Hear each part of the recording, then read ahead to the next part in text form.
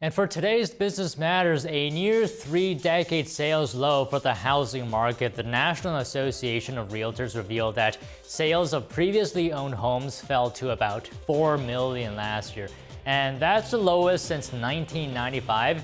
Existing homes make up the vast majority of the housing market. Prospective buyers are being squeezed out by sky-high prices and elevated mortgage rates. Rates peaked at about 7% last year, and rates are expected to stay over 6% this year. Now, as for the median price of an existing home, that climbed to a record high of just over $400,000. And UnitedHealthcare has named a new CEO. Company veteran Tim Knoll will fill Brian Thompson's spot. Last month, Thompson was shot and killed in a targeted attack in Midtown Manhattan. Thompson's accused killer faces 11 counts, including first-degree murder. Knoll joined the company in 2007. On UnitedHealthcare's website, it says Knoll has been the head of the company's Medicare and Retirement division. A spokesperson says Knoll will bring, quote, unparalleled experience to this role with a proven track record and a strong commitment to improving how healthcare works. Before taking off, there's a new item to add to your travel checklist, and that is appropriate attire. If you're flying Spirit Airlines, the company will no longer allow passengers on board with inappropriate clothing or tattoos. The stricter dress code is part of the airline's updated policy that went into effect this week. It now says a passenger can be denied boarding or be removed from a flight because of their clothing, or for potentially offensive tattoos, and this includes see-through clothing that exposes private body parts. The update comes after some clothing issues reportedly caused problems for Spirit. And Delta Airlines will soon resume service from the United States to Israel. The carrier announced yesterday that daily direct flights from New York's JFK Airport to Tel Aviv will begin in April. Delta paused service for several months following the Hamas terror attack in 2023. Flights were again halted last October due to fighting between Israel and Iran-backed Hezbollah terrorists in Lebanon. Delta said its decision to resume the flight comes after a comprehensive security review. Meanwhile, a popular face moisturizer is being pulled. First Aid Beauty has voluntarily recalled nearly 2,800 containers of its Ultra Repair Cream in coconut vanilla. According to the FDA, the product recall is a result of a current good manufacturing practice deviation. Officials say the jars were supposed to be quarantined but were mistakenly distributed nationally. The moisturizer was sold exclusively on firstaidbeauty.com. No other First Aid Beauty Ultra Repair Creams are included in the recall. Bronco and Maverick owners, Ford is recalling more than 270,000 vehicles, and this is due to a power problem that can cause the vehicles to stop unexpectedly or fail to start. The National Highway and Transportation Safety Administration says the failure is tied to a battery made by Camel Battery of China. The 12-volt battery has internal manufacturing defects. This includes weld failures that can cause open circuits. The affected vehicles were made between February 2021 and October 2023. Now, Ford was fined by the government for moving too slowly on a previous recall and has pledged to improve its process and submit to a third party to oversee its recalls for 3 years. President Donald Trump confronted banks for denying conservatives. At the World Economic Forum in Switzerland, President Trump accused Bank of America of not offering services to conservatives. President Trump said to CEO Brian Moynihan that he hopes Bank of America and JP Morgan start opening their banks to conservatives. He added, because what you're doing is wrong. Moynihan did not respond to the remarks, but a spokesperson for each bank separately refuted claims that the banks have closed accounts for political reasons. Costco shareholders voted down an investor proposal from a think tank that urged management to investigate the business risks of its diversity initiatives. According to preliminary results announced by Costco, an overwhelming 98% of shareholders voted against the proposal. It involved the company's diversity, equity, and inclusion policies, which Costco leaders are holding on to, apparently. Now, the vote came just days after President Trump's executive order to end DEI in the federal government. Trump said his administration will investigate corporations that don't adjust. And the Associated Press has said it will start calling North America's tallest mountain Mount McKinley. And this is following President Trump's executive order to bring back Denali's previous official name. So the AP's Vice President of Standards and Inclusion said yesterday the news agency would follow some of Trump's name changes, but not all of them. In particular, they will not officially call the body of water off the U.S.'s southern coast the Gulf of America. They will continue to use the name Gulf of Mexico, although they will still acknowledge Trump's new name, the Gulf of America. Now, many organizations are pondering the decision to use new names, though Google Maps and Apple Maps haven't yet made the changes. And in response to a request for comment, National Geographic said it will not talk about individual cases, but a statement on its website says the organization strives to be apolitical, as well consulting multiple authoritative sources and make individual decisions based on extensive research. Now on to the latest in the TikTok saga. Billionaire Frank McCourt said he is open to teaming up on a bid for the platform. Well, the bid we put in was for all of U.S. TikTok without the Chinese technology. If, as things evolve, there are other financial arrangements, we don't need to own 100% of TikTok. The ownership is different than control, however. I don't see any scenario where the Chinese government or ByteDance is going to have any control or influence over TikTok. And just a bit more info on that. McCourt made the suggestion yesterday during the World Economic Forum in Davos. McCourt has said the most appealing assets of TikTok are its users, data, and the brand. His bid does not include buying the algorithm for TikTok's recommendation system, which is at the heart of the app. Meanwhile, over in Japan, interest rates rose to a 17-year high. The Bank of Japan raised the short-term policy rate by 25 basis points to 0.5%. And this is the highest since the 2008 global financial crisis. Japan's core consumer inflation accelerated last month to 3%. The board raised its price forecast to project core inflation moving at or above its 2% target for 3 straight years. The BOJ governor said that the central bank will keep raising rates if wages and prices continue to go up. Saudi Arabia's Minister of Economy and Planning said a new $600 billion investment in the United States will include procurement from the public and private sectors. The country's state news agency reported yesterday that Saudi Crown Prince Mohammed bin Salman approved the 4-year deal. The economy minister provided the details on a World Economic Forum panel in Davos. Now, asked if Saudi Arabia would reduce the price of oil, he said it was focused on long-term market stability. And Trump told Davos that he would tell the kingdom and OPEC to do so. Oil prices fell following Trump's remarks yesterday. The minister also said a World Economic Forum gathering will be regularly held in Saudi Arabia starting in the spring of 2026. And President Trump said Tuesday his administration was discussing a 10% duty on Chinese imports over the flow of fentanyl into the United States. China's Commerce Ministry said yesterday it was willing to work with the U.S. to promote stable economic and trade ties. NTD's Andrew Thomas has more on the potential tariffs. A trade war could be brewing. Mary Lovely is a senior fellow at the Peterson Institute for International Economics. She said this is just the beginning. In terms of magnitude, I think it would not be an overstatement to say we ain't seen nothing yet. And this is based on, kind of the full program of tariffs that President Trump has discussed on the campaign trail. A spokesperson for China's Commerce Ministry warned that tariffs would be detrimental not just for the United States, but the entire world. So which products will tariffs hit the hardest? Certainly at the top of the list would be electronics, simply because they were lightly taxed in the first round, and the amount that we import from China is so large And so you have this very large share you're purchasing that's going to be hit with a very large tax. But it's not just businesses paying the price. Like many taxes, the costs end up hitting consumers. And electronics are far from the only imports that will likely be subject to tariffs as well.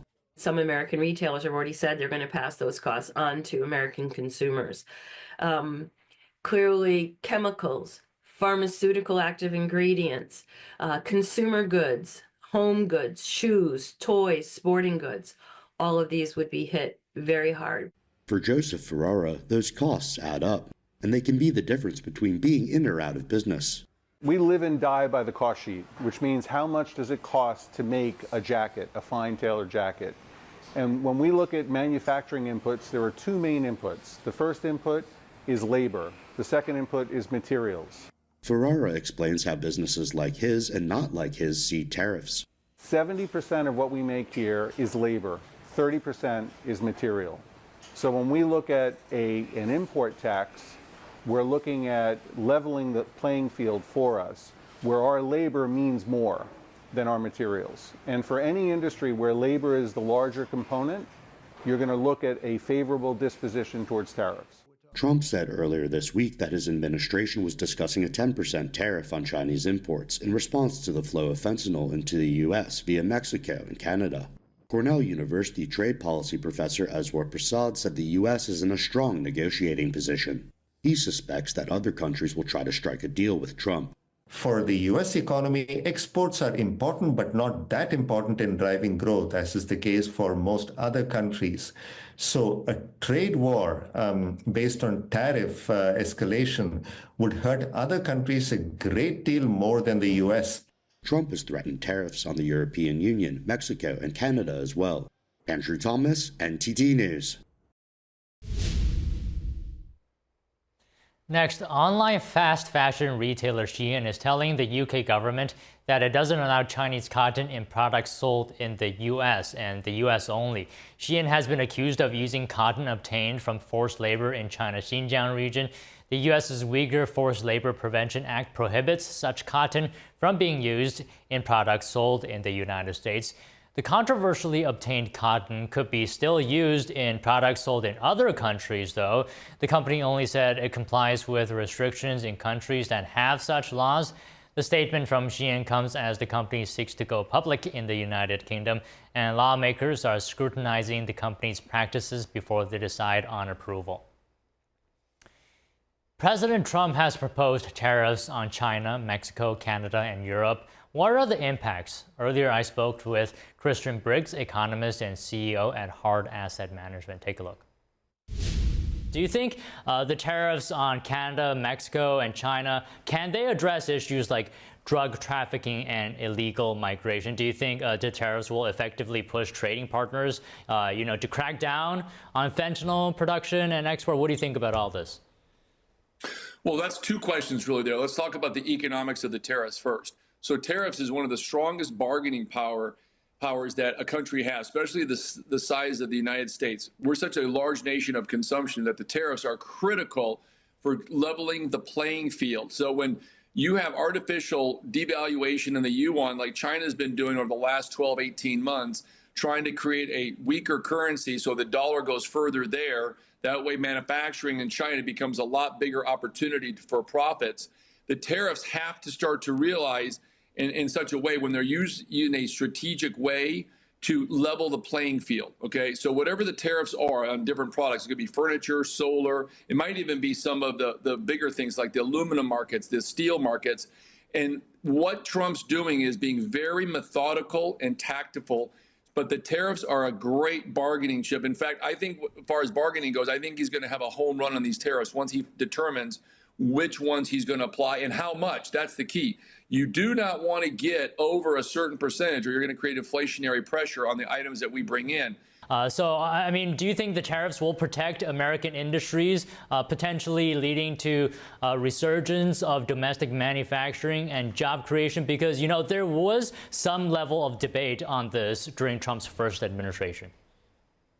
Yeah, okay. Leveling the playing field is going to take time. There's so much consumption in the United States of products that are made outside. And we're a 70 to 75% of your kind of I wouldn't say every product, obviously, but the vast majority of what we consume is manufactured overseas, China being the largest manufacturing partner that we have. If you apply the certain percentages to certain items, and again, I'm using this as just as a kind of like an example, it could be furniture, solar, aluminum, copper, tin, whatever it may be. But if you do it, yes to your question, we will not only have a resurgence in manufacturing in those areas, but the money spent to manufacture those goods, for every dollar manufactured in the U.S., it reverberates as much as $12 into the economy. So he has a really good group of people working on this. And again, we've identified areas that, tactically done, he can bring back I say overnight, I want to say that, but it may not be quite overnight. But if the American public understands, this takes a little bit of time, it'll seem like it was overnight. All right, Christian, that's our time today. Thank you very much. Thank you. And President Donald Trump's Commerce Department nominee Howard Lutnick disclosed his financial holdings and assets today ahead of his Senate confirmation hearing. Documents released by the Office of Government Ethics showed Lutnick earned nearly $200 million as CEO of brokerage firm Cantor Fitzgerald. Trump nominated Lutnick to lead his trade and tariff strategy as head of the department. Lutnick also said he would resign from his position as trustee of the Lutnick 2020 Descendants Trust.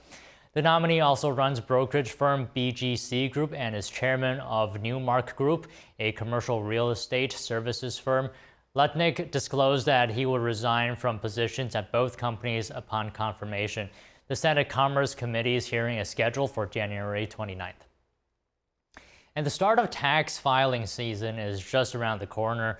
The IRS will begin accepting 2024 federal tax returns on Monday, January 27th rather. The deadline to file will be April 15th. The agency's direct file program will also be open in 25 states. It allows eligible tax filers to file their taxes directly with the IRS for free. And this year, some filers may also get a separate check from the IRS. In the next several weeks, the agency is sending money to 1 million people who are eligible for the 2021 Recovery Rebate Credit and didn't claim it on their taxes that year. Now, Elon Musk's Department of Government Efficiency is coming after the penny.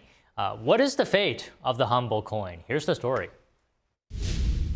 Elon Musk's Department of Government Efficiency has the beloved penny in its crosshairs. Doge's official account posted on X, the penny cost over 3 cents to make and cost U.S. taxpayers over $179 million in fiscal year 2023. Many in the comments read this to mean the U.S. may end penny production. Yay, let's get rid of the penny and then think seriously about getting rid of nickels. Economics professor Robert Wright says both coins cost taxpayers more to produce than their face value. Wright says ending production wouldn't save much, but would still be a big deal. It's more of a signaling mechanism, I think. There are lots of little things that cost us that we just don't get rid of, just out of inertia. But when added all together, they start to become significant sums. The penny has endured numerous attacks over the years. In 1990, Representative Jim Kolb tried to eliminate the penny in cash transactions by introducing the Price Rounding Act.